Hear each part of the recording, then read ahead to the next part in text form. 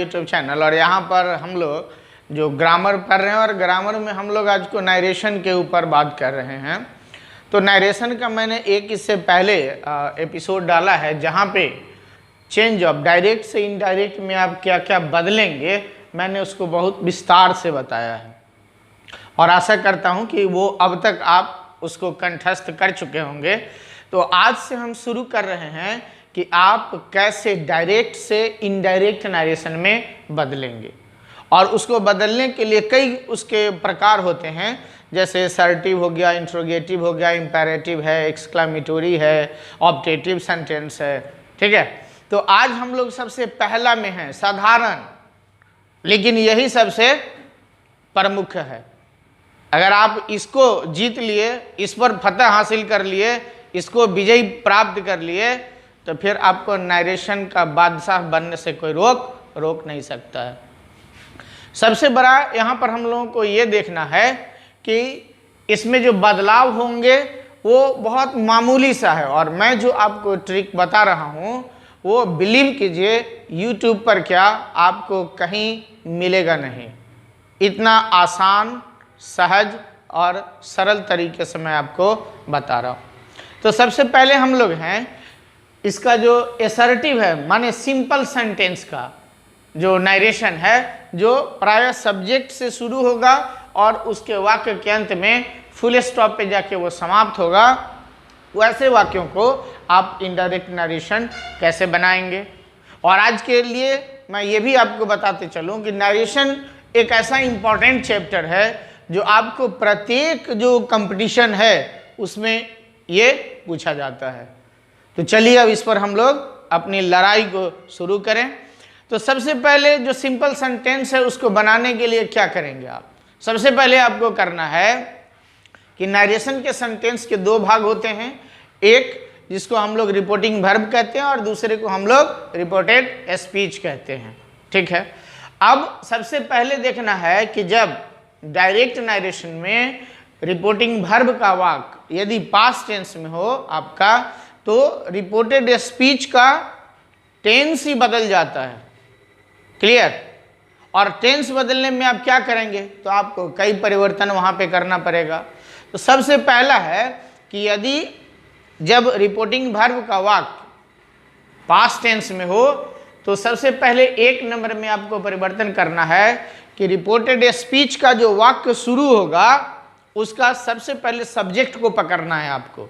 और जब आप सब्जेक्ट को देखेंगे तो यदि सब्जेक्ट आपका आई और वी हो, अर्थात I first person singular number में और we first person plural number में हो, तो वह आर भी माने क्या रिपोर्टिंग वर्ब के सब्जेक्ट के अनुसार बदलेगा। दो नंबर में हमको सबसे प्रमुख परिवर्तन करना है। क्या परिवर्तन करना है? सबसे जो दो नंबर में प्रमुख परिवर्तन आपको करना है वो फिर से हमको रिपोर्टेड स्पीच का सब्जेक्ट को देखना है। जब रिपोर्टेड स्पीच के सब्जेक्ट को आप देखेंगे और वो यदि यू से शुरू हो तो उसको आप रिपोर्टिंग वर्ब के ऑब्जेक्ट से बदलेंगे। यदि वाक्य में ऑब्जेक्ट न होगा तो क्या करेंगे आप? तब आप करेंगे अपने अनुसार एक नए ऑब्जेक्ट का वहां प्रयोग करेंगे। और 3 नंबर में आपको सबसे महत्वपूर्ण चीज क्या ध्यान रखना है? 3 नंबर में ध्यान रखना है कि यदि रिपोर्टेड स्पीच का सब्जेक्ट यदि ही सी इट या कोई एक नाम हो, दे को मत भूलिए, दे भी थर्ड पर्सन प्लूरल नंबर में होते हैं, तो इसका कोई परिवर्तन नहीं है। ये जो रहेगा वही करके छोड़ देना है। यहां पर क्या होगा, सिर्फ आपका टेंस बदलेगा। क्लियर? तो वो परिवर्तन हम लोग करते हैं, वो यहाँ पे बिल्कुल मैंने स्पष्ट रूप में आपको एक एक हेडिंग करके मैंने बताया है। इसको आप कॉपी में नोट डाउन कर सकते हैं, भविष्य के लिए रख सकते हैं, रिमेंबर कीजिए और साथ में अपने बच्चों को पढ़ाइए भी। यहाँ से आप एक अच्छा नोट्स बना सकते हैं। ठीक है, अब हम इसके बाद आगे बढ़ते हैं, एक जादू वाला ट्रिक आपको दिखाते हैं और फिर 2-4 हम उदाहरण देखते हैं जिससे और आपको बातें समझ में आएगी। तो आइए अब हम लोग उसमें चलते हैं। तो आइए अब हम लोग एक सुपर रूल को देखते हैं और उसके बाद हम लोग 3-4 एग्जाम्पल को देखते हैं। रूल में मैं यहाँ पे आपको एक छोटा सा मैं बताने जा रहा हूँ, समझाने का कोशिश कर रहा हूँ, और आशा करता हूँ कि आज के बाद फिर कभी आप भूलेंगे नहीं। भूलना तो मनुष्य का स्वभाव है, लेकिन इसको आप भूलेंगे कदापि नहीं, ठीक है ना। तो आइए इसमें देखते हैं। मैंने यहाँ पे एक छोटा सा डायग्राम करके बनाया है। ये 1 2 3 और इधर SON सन, ये रूल, और इसको आप यदि याद कर लेते हो तो बिलीव कीजिए आज के बाद जिंदगी में सब भूल जाइएगा, नरेशन कभी नहीं भूलेंगे। ये जो मेरा 1 2 3 है, इसको आपको समझने हैं first person, second person, third person. Clear? वो जो 1 2 3 लिखा हुआ उसको क्या समझना आपको? First person, second person, third person. और सब्जेक्ट ऑफ RS, ये first person, second person, third person, subject of RS reported speech. और SON, ये subject of reporting verb. S का माने हो गया सब्जेक्ट, O माने हो गया ऑब्जेक्ट, और N माने नो चेंज। क्लियर? तो आइए अब इसी पैटर्न पे हम लोग बैठा करके कुछ एग्जाम्पल्स को देखते हैं। पहला उदाहरण है, Ram said to me, comma inverted comma में, आई वॉज योर फ्रेंड। पहला उदाहरण है ये। इसको अब हमने बताया आपको कि सेड और सेड टू को आपको टोल्ड में बदल देना है। तो देखना है राम सेड टू मी, तो राम टोल्ड मी। क्लियर?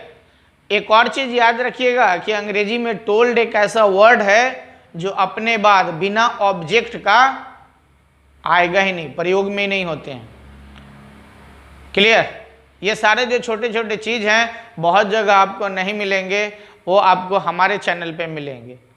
तो फिर मैं कहता हूँ बीच में कि काइंडली सब्सक्राइब माय चैनल। इस प्रकार की चीज को पाने के लिए आपको इसको पहले सब्सक्राइब करना पड़ेगा।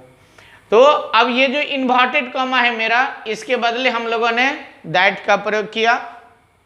अब मैजिक यहां से शुरू होगा कि आप रिपोर्टिंग वर्ब और रिपोर्टेड स्पीच के वाक्य को कैसे जानेंगे। तो रिपोर्टिंग जो वर्ब का वाक्य होगा वो इन्वर्टेड कॉमा के बाहर होगा। सदैव याद रखिए, रिपोर्टिंग वर्ब का जो वाक्य होगा वो इन्वर्टेड कॉमा में नहीं होगा। तो जो इन्वर्टेड कॉमा में नहीं है ये क्या हो गया? रिपोर्टिंग वर्ब का वाक्य हो गया। और जो इन्वर्टेड कॉमा में रहेगा, अर्थात ये इन्वर्टेड कॉमा में है, तो ये क्या हो गया? ये रिपोर्टेड स्पीच का वाक्य हो गया। क्लियर हो गया? कभी कभी आपको ठगने के लिए इधर का वाक्य इधर, इधर का वाक्य इधर, विद्यार्थी सूझ जाता है, समझ में नहीं आ रहा। क्यों? क्योंकि उसको रिपोर्टिंग वर्ब और रिपोर्टेड स्पीच की जानकारी नहीं है। आज जान लीजिए, आज के बाद गलती नहीं होगी आपकी भी। तो अब रिपोर्टेड स्पीच का खेल अब शुरू होगा। सबसे पहले आपको इसका सब्जेक्ट को पकड़ना है कि सब्जेक्ट क्या है। तो सब्जेक्ट मेरा आई है। अब आई किस पर्सन में होता है भाई? तो यहां पर देखेंगे हम लोग, आई मेरा होता है फर्स्ट पर्सन में। ये मेरा फर्स्ट पर्सन है क्या? और आपको मैंने लिखाया कि फर्स्ट पर्सन जो है वो सब्जेक्ट के साथ बदलता है, ये सब्जेक्ट से बदलेगा। तो यहां पर वाक्य में देखना है कि सब्जेक्ट रिपोर्टिंग वर्ब का क्या सब्जेक्ट है? राम है। तो आई को हम लोग किससे बदलेंगे? राम से बदलेंगे। राम माने पुरुष, पुरुष के लिए हम लोग ही का प्रयोग करेंगे। तो यहाँ पे क्या हो गया? दैट के बाद ही लग गया। क्लियर? अब वाज और वेयर, ये बदलने वाला भी मैंने लिखाया आपको, जो हमारा पिछला जो नरेशन पे वीडियो है आप वहां पे जाके देख सकते हैं उसको। तो वाज और वेयर जो है वो हैड बीन में बदलेगा। तो देखिए यहाँ हैड बीन हो गया। अब योर, यू योर, ये हो गया सेकेंड पर्सन में। तो अब देखिए यहाँ सेकेंड पर्सन जो है वो आपको ऑब्जेक्ट से बदलता है। तो ये जो योर है ये ऑब्जेक्ट के अनुसार बदलेगा। तो ऑब्जेक्ट मेरा क्या है? मी है। अब मी का योर पॉजेसिव केस है, तो मी का पॉजेसिव केस माई या माइन होगा। तो देखिए यहाँ माई है। क्लियर? अब फ्रेंड है तो फ्रेंड, दैट्स इट, बन गया। अब दूसरा उदाहरण में आइए। ठीक उसी प्रकार थोड़ा सा इस वीडियो को पूरा देखिए, बहुत कुछ समझ में आने वाली है आपको। दूसरा है he said to me, comma inverted comma में, you are going to a school now. बहुत मैंने सरल छोटे छोटे शब्दों में इसको मैंने समझाया, सरल वाक्य में आपको बताया है। फिर उसी प्रकार इसमें जो सेड टू है उसके बदले हम लोग टोल्ड का प्रयोग कर दिए थे, ही टोल्ड मी। अब इन्वर्टेड कॉमा के लिए फिर से हम लोगों ने दैट लगाया। अब यू हो गया सेकेंड पर्सन में, सेकेंड पर्सन यहाँ पे देखिए दो नंबर वाला ओ माने ऑब्जेक्ट, तो ऑब्जेक्ट यहाँ मी है तो हमने उसको यू को मी से बदला, मी का सब्जेक्ट आई, तो यहाँ आई हो गया। अब आई क्यों हुआ? क्योंकि यू जो है वो सब्जेक्ट में है,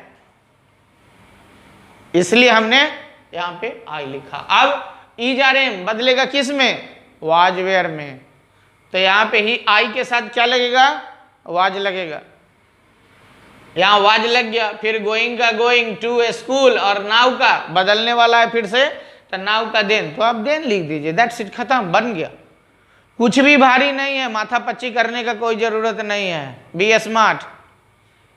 तीसरा he said comma inverted comma में सी इज अ गुड गर्ल। तीसरा उदाहरण देखिए, यहां पर कोई ऑब्जेक्ट ही नहीं है। अब क्या कीजिएगा? करना कुछ नहीं है, बहुत साधारण है। मैंने पहले लिखाया कि आप अपने मन से ऑब्जेक्ट कुछ भी डाल दीजिए, चला जाएगा, कोई दिक्कत नहीं।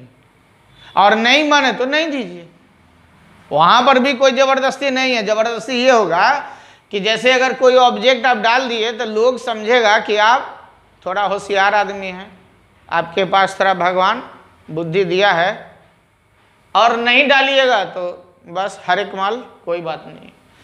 तो ही टोल्ड मी दैट। अब ये सी किस पर्सन में भाई?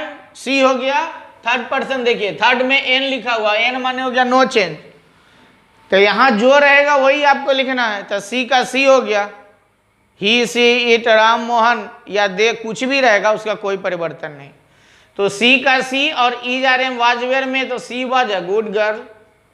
और एक तो मैंने बिना ऑब्जेक्ट वाला ही बना दिया, तो जब बिना ऑब्जेक्ट वाला बनाइएगा तो यहाँ टोल्ड का प्रयोग नहीं होगा, क्योंकि जहां टोल्ड लगाइएगा तो वो ऑब्जेक्ट खोजता है, मांगता है वो। क्लियर? तो he said that she was a good girl. आशा करते हैं कि आपको सिंपल सेंटेंस का नरेशन है बेहतरीन ढंग से समझ में आया होगा। और इसी प्रकार इसका इंट्रोगेटिव, इम्पेरेटिव, एक्सक्लामेटरी, ऑप्टेटिव, ये सारे सेंटेंस को मैं एक एक करके ला रहा हूं आपके लिए। तो काइंडली एक बार मैं फिर से आपसे कह रहा हूं कि हमारे इस चैनल को सब्सक्राइब कीजिए, शेयर कीजिए अपने मित्रों में। जिन तक ये सारी बातें नहीं पहुंच रही है वहां तक आपकी भी जिम्मेदारी है। सिर्फ आप सीखिए नहीं, इसको शेयर करके उन बच्चों तक पहुंचाइए जो इन सारी चीज़ों से अब तक वंचित है, उनको बताइए। समझाने का बीरा आपका भी होना चाहिए। क्लियर? तो आशा करते हैं कि आप यहाँ से बहुत कुछ सीखेंगे। और हमारे चैनल को सब्सक्राइब कीजिए, शेयर कीजिए अपने मित्रों में, जिससे कि इसका आने वाला जो अगला वीडियो है उसका नोटिफिकेशन सीधे सबसे पहले आपको मिले। Thank you very much.